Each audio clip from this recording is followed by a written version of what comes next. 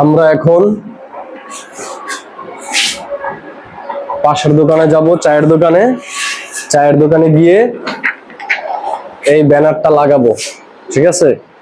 ব্যানারে লেখা আছে সান্ডার চায়ের দোকান, পরিচালক কফিলের ছেলে। দেখা যাক।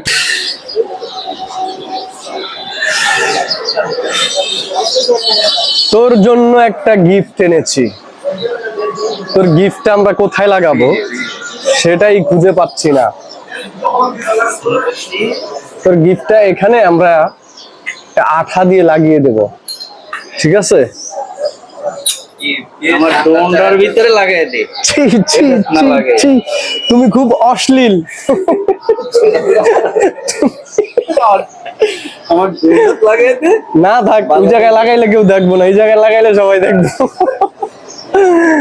মিজান,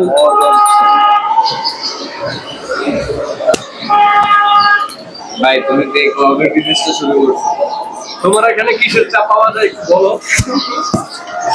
আমার না হোক, আমার আর চা পাওয়া যায়। কি চা পাওয়া যায় এখানে?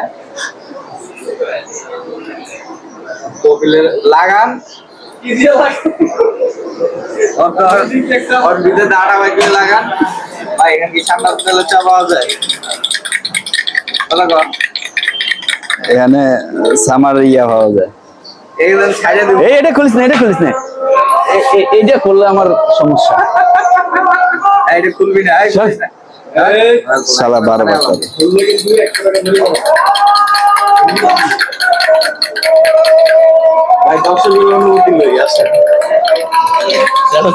তোমার অনুভূতিটা বলো।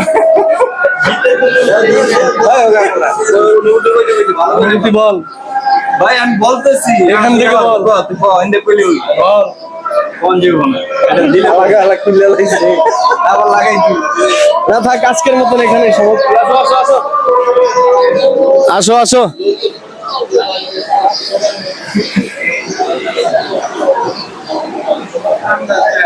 এখানে সান্ডার চা পাওয়া যায়,